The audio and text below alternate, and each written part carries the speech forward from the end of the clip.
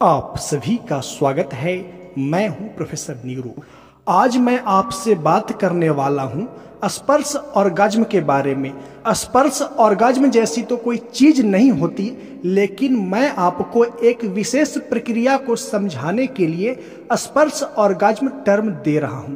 तो आइए इसे सिस्टमैटिक तरीके से समझने का प्रयास करते हैं कि स्पर्श ऑर्गेज्म क्या है और स्पर्श ऑर्गेज्म की महत्व क्या है, क्योंकि वर्तमान समय में लोग भूल ही चुके हैं कि स्पर्श ऑर्गेज्म जैसी भी कोई चीज होती है। वह सिर्फ इंटरकोर्स पेनिट्रेशन में ही लगे रहते हैं, लेकिन स्पर्श ऑर्गेज्म जैसी चीजों को वो भूल ही जाते हैं।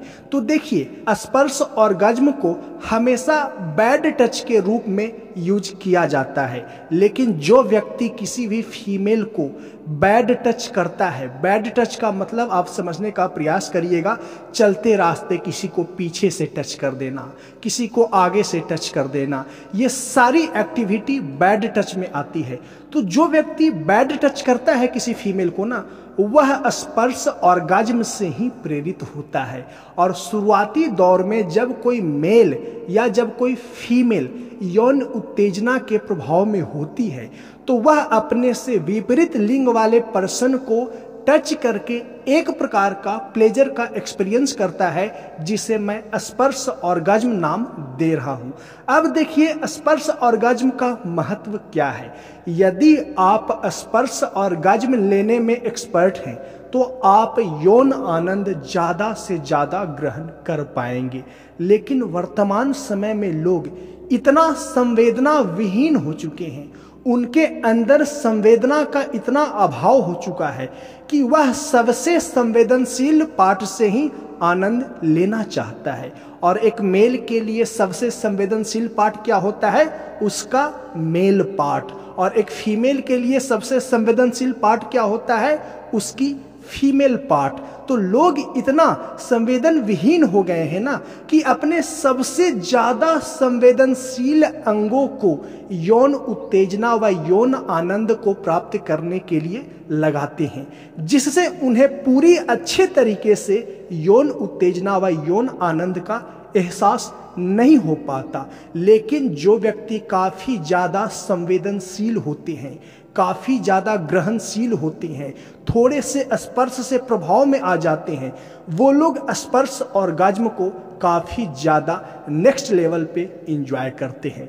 अब इसे एक एग्जाम्पल से मैं आपको समझाता हूं कि स्पर्श ऑर्गेज्म को कैसे एंजॉय किया जा सकता है, स्पर्श ऑर्गेज्म का प्रोसेस क्या है।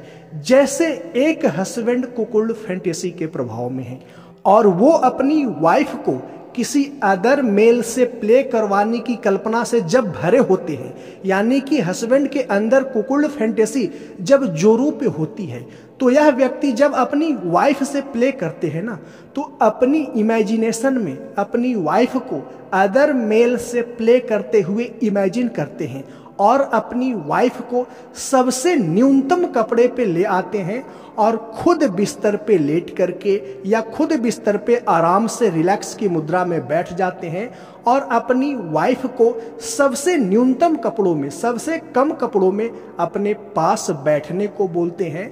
और उसके बाद कुकुल्ड इमेजिनेशन करते हुए अपनी वाइफ के फीमेल पार्ट के आसपास के एरिया को टच करते हैं और इस टच में एक अलग स्तर का उत्तेजनात्मक सेंसेशन होता है, उत्तेजनात्मक आनंद मिलता है।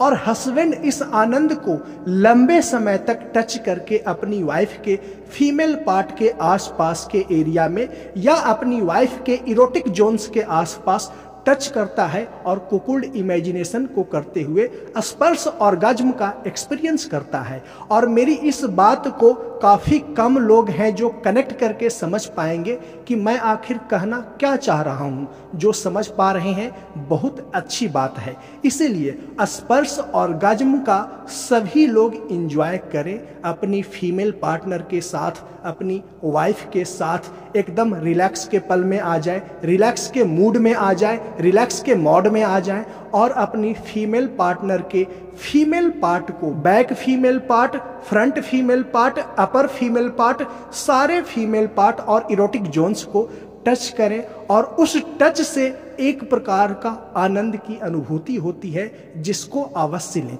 और जितना ज़्यादा एक मेल स्पर्श ऑर्गेज्म एक्सपीरियंस करेगा या एक फीमेल स्पर्श ऑर्गेज्म फील करेगी, उतना ही ज़्यादा वह यौन क्रिया का आनंद ले पाएगा या ले पाएगी। और दोनों को स्पर्श ऑर्गेज्म का एक्सपीरियंस करना बहुत जरूरी है। इसीलिए जब भी यौन क्रिया करने जाएं, स्पर्श ऑर्गेज्म को जरूर एंजॉय करें। कम से कम तो 20 से 30 मिनट के आसपास आप दोनों हस्बैंड और वाइफ, मेल और फीमेल दोनों स्पर्श ऑर्गेज्म का एक्सपीरियंस करें। यानी कि एक दूसरे को टच करके जो यौन उत्तेजना व यौन आनंद मिलता है उसको लेने का प्रयास करें। और इसका एक अलग आनंद है, जैसा कि मैं एक अभी रियल एग्जाम्पल से आपको बताया। और कुकुल्ड हस्बैंड का एग्जाम्पल मैं इसलिए दिया क्योंकि जिस हस्बैंड के अंदर कुकुल्ड फैंटेसी होती है ना, उसके अंदर यौन उत्तेजना काफी पीक पे होता है, काफी चरम पे होता है।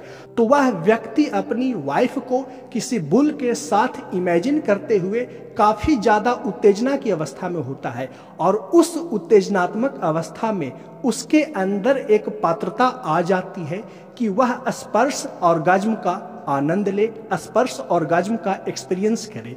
एक दूसरा उदाहरण समझते हैं।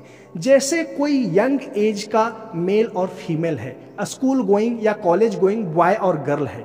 तो स्कूल गोइंग जो बॉय है ना, वो अपनी पसंदीदा गर्ल को देख करके ट्रिगर होते रहता है। तो जैसे ही यौन रूप से वह बॉय ट्रिगर हो जाता है, उसके अंदर पात्रता आ जाती है स्पर्श ऑर्गेज्म को एक्सपीरियंस करने का। तो मेन यहाँ रूट काउज है स्पर्श ऑर्गेज्म एक्सपीरियंस करने का, यौन उत्तेजना को होना अनिवार्य है। और जब यौन उत्तेजना आपके अंदर हो, यौन रूप से आप ट्रिगर हो, यौन रूप से टर्न ऑन हो, तो स्पर्श ऑर्गेज्म को इंटेंशनली चाह करके, अपने एफर्ट लगा करके, अपना प्रयास लगा करके 20 से 30 मिनट के बीच जरूर एंजॉय करें। फिर आप मेल फीमेल एक्ट कर सकते हैं, यौन एक्ट कर सकते हैं। तो आई होप कि इस स्पर्श ऑर्गेज्म को बहुत ही डिटेल में आप समझ पाए होंगे और आप अपनी वाइफ के साथ, आप अपनी फीमेल पार्टनर के साथ इसका एंजॉय जरूर करेंगे। यदि नहीं करते हैं तो मेरी इस वीडियो में बताई गई सारी चीज़ों को समझे होंगे कि आप यौन रूप से जब टर्न ऑन हो, यौन रूप से जब ट्रिगर हो, तो स्पर्श ऑर्गेज्म को प्राप्त करने की योग्यता आप में आ जाती है। और जब स्पर्श ऑर्गेज्म को एक्सपीरियंस करने की योग्यता आ जाती है तो आप इसका एंजॉय करें 20 से 25 मिनट के आसपास, और आपकी फीमेल पार्टनर भी स्पर्श ऑर्गेज्म का एक्सपीरियंस करेगी, जिससे आप यौन उत्तेजना व यौन आनंद का ज़्यादा से ज़्यादा लुत्फ उठा सकेंगे। नोट के रूप में, स्पर्श ऑर्गेज्म जैसा कोई टर्म नहीं होता, लेकिन मैं आपको समझाने के लिए, एक विशेष प्रक्रिया को समझाने के लिए स्पर्श ऑर्गेज्म टर्म का नाम दिया हूं। आई होप कि मेरी इस डिस्कशन को समझ पाए होंगे। मिलते हैं नेक्स्ट वीडियो में। वीडियो को देखने के लिए धन्यवाद।